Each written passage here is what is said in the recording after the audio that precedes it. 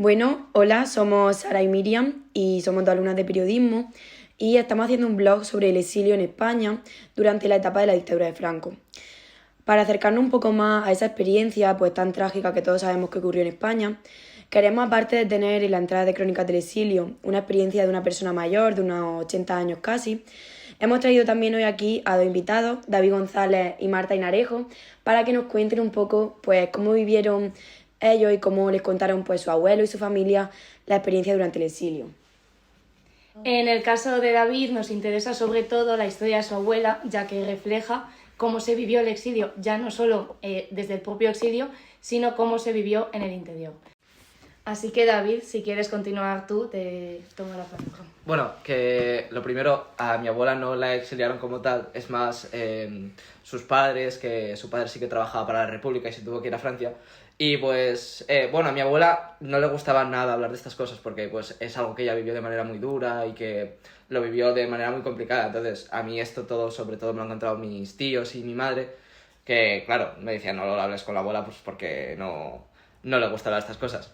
Entonces, lo primero, ella vivió mucho, me contaron que vivió muchas cosas antes de que se exiliaran, sobre todo que fue muy duro para ella porque ellos vivían en Barcelona y cuando la invasión por parte del ejército franquista ya entró en Barcelona, pues su padre, que trabajaba para la República, se tuvo que ir a Francia. Entonces, lo que hicieron fue montarla a ella con 14 años en un tren a Córdoba, que vivía familia suya, y pues se tuvo que buscar la vida básicamente, encontrarse ella con 14 años sola, en un tren, sin saber pues, qué sabes con 14 años en una situación tan dura, pasando hambre y tal.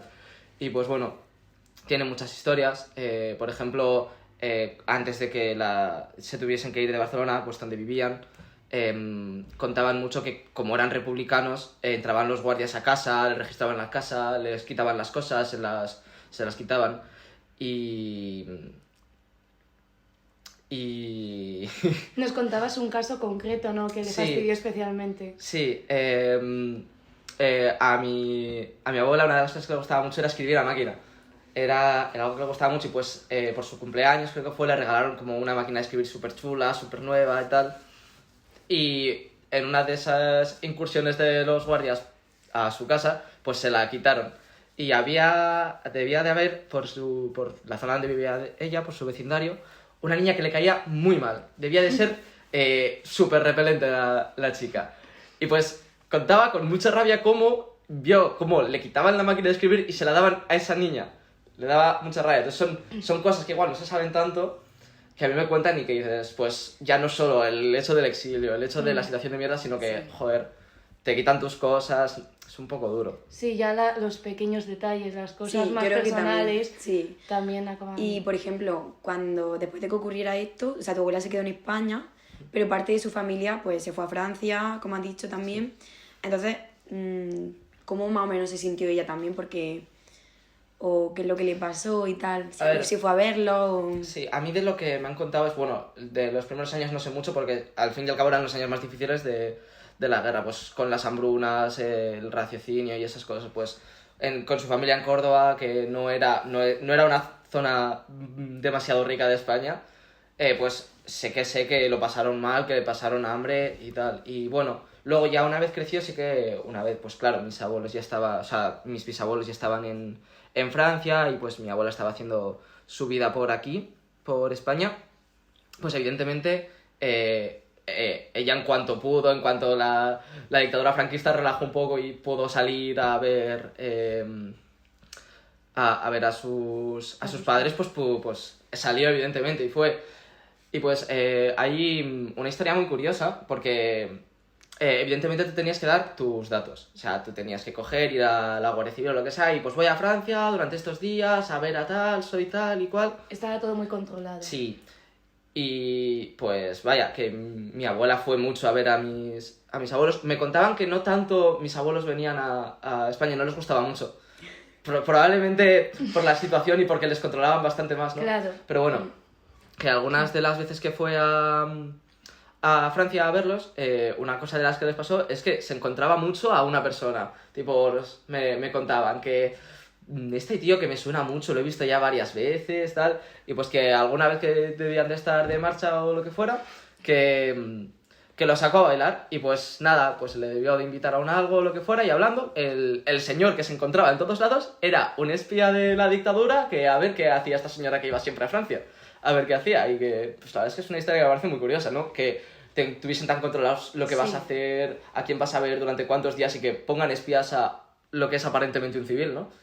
Sí, yo creo que eso también es lo que hemos comentado un poco en el blog, que es como que la dictadura estaba en España, pero en sí sigue teniendo control sobre los exiliados, y por eso también creo que acentuó un poco que lo pasaran tan mal en sí, porque ya no solo como hizo tu abuela, que literalmente la separaron de su familia, sino que también seguía teniendo control sobre ella, o sea, muy fuerte. Sí. Y una cosa que nos has comentado antes también, de que tuvo problemas a nivel de registro, si lo quisieras explicar, a nivel del nombre. Bueno, pero eso es una historia más bien suya, porque, bueno, mi abuela en el registro civil figuraba como hija de soltero, de su padre, vaya. Entonces, pues ella eso no lo sabía, y se pensaba que tenía los apellidos de su madre y de su padre, cuando solo tenía los de su padre. Porque, bueno, su madre estaba casado con un alcohólico, y como tuvieron a la niña antes de que este otro señor muriera por su alcoholismo y se pudiera casar con su padre, pues decidieron registrarla como hija de soltero. Entonces, como tú tienes que ir al registro o a la guardia antes de ir a Francia, una de las cosas que por lo que casi no pude ir fue, pues soy María Antonia de Pablo, tal, y claro, le dijeron, esta persona no existe. Y es como que muy curioso porque no sé cómo fue, cuando fue a hacerlo, alguien conocía a la familia, y le dijeron, no, es que estos son tus apellidos, tú te llamas así, ¿sabes? Que es como que muy curioso. Otra de las cosas que me contaron era que ella vivía como con mucho miedo, porque para evitar los bombardeos se apagaban todas las luces de la ciudad en Barcelona, y pues ella recuerda cómo oía las sirenas y se tenía que meter al garaje, cubrirse, meterse debajo de las mesas. Es algo que dices, joder, no es poca cosa, que es para pasarlo muy mal. Y luego yo lo pienso, y mira que mi abuela era una persona muy risueña, y después de todo lo que ha pasado dices, ¿cómo puedes seguir con tu vida normal después de haber pasado tanta hambre, después de haber sufrido tanto? No es algo fácil de imaginar, y yo creo que en la situación en la que tenemos ahora, de nuestra comodidad, de que a nosotros no nos pasa nada, es algo que no somos capaces de percibir por mucho que se nos cuente. Otra perspectiva algo diferente es la que nos va a presentar Marta. Así que voy a contar la historia de mi abuela.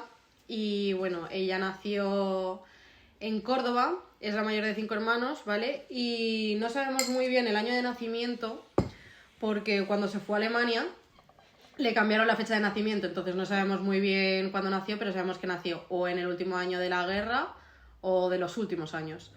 Entonces vivió toda la posguerra. Vale. Cuando era muy pequeña, lo que pasaba básicamente era que mi bisabuelo era revolucionario y bueno, le querían fusilar todo el rato, ¿vale? O sea, venían a casa y le sacaban, les intentaban fusilar tanto a mi abuelo, tanto a mi bisabuelo como a mi bisabuela, porque mi bisabuelo hacía acciones revolucionarias que no gustaban. Pero antes de que viniesen a casa, normalmente les llegaban un soplo y se iban moviendo por toda España hasta llegar a Madrid.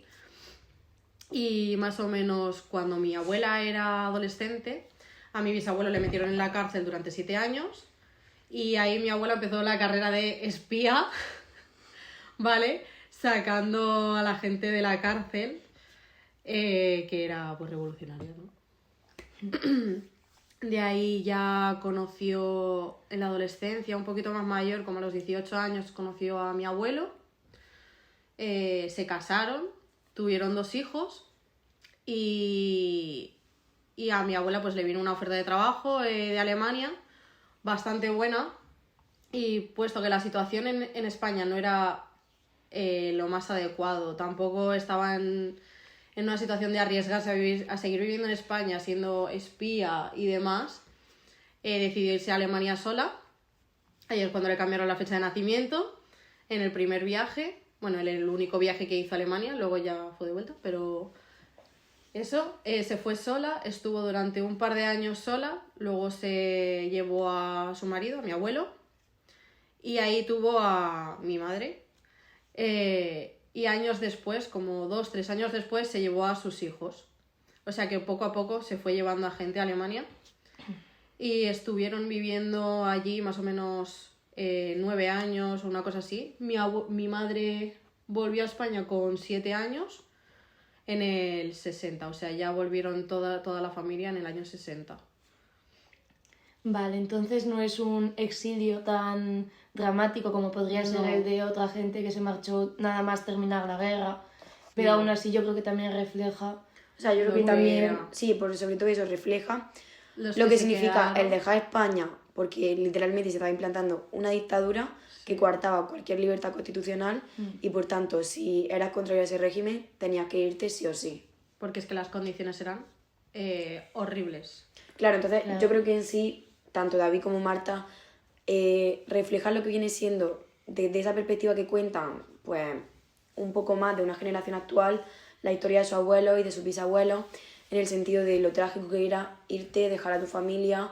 En el caso, por ejemplo, pues de la abuela de David, que la separan de su familia, literalmente de sus padres, o de la abuela de Marta, que en este caso pues se todo va atrás. sola, deja a su Claro. familia y poco a Se poco fue se yendo los va poco a llevando. poco. O sea, Sí, se fue dejando todo. Y también el tema de si no haces caso a la dictadura, te meten en la cárcel, ¿sabes? Claro. Y los que intentan... Sí, que aunque Aparte. pudo estar viviendo bastantes años en España durante el franquismo, eran unas condiciones malas. Eran bastante malos. Muy sí. malas, muy precarias, muy peligrosas, más aún teniendo en cuenta que tenía hijos, que Que ponían tenía peligro. hijos, que era espía, que, Claro. que sacaba Sí. a la gente de la cárcel, etc, etc, etc. Entonces creemos que también se puede considerar un exilio, al fin y Sí, al cabo. Bueno, Marta, y también nos gustaría saber cómo te ha llegado a ti esta información, es decir, cómo te contaba esto a ti tu abuela, cómo lo sentía ella. Yo he vivido con mi abuela toda mi vida, entonces esta información me ha ido llegando poco a poco, pero siempre lo ha contado con muchísima emoción. Quería que supiese todo lo que ha pasado, todo lo que ha vivido y toda la historia de España, pero desde una perspectiva más íntima, pero sobre todo con muchísimo sentimiento. Cada vez que nos contaba algo, lloraba o se le cerraba la garganta y demás, porque fue una situación muy dura para ella, sobre todo el estar en Alemania sola, sufriendo también parte del racismo de la postguerra y demás, entonces lo cuenta con muchísimo sentimiento.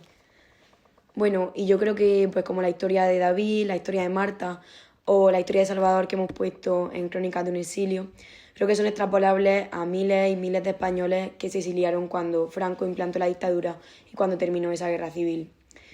Pues podemos ver que son historias trágicas, muy tristes de escuchar, que apelan a muchas emociones y sobre todo inimaginables en las condiciones en las que vivimos literalmente hoy en día, porque es impensable que de un momento a otro, en cualquier momento pueden entrar a casa y puedes separarte de tu familia, de lo que es tu hogar y tener que fraguar tu vida en otro lugar de una manera pues completamente distinta.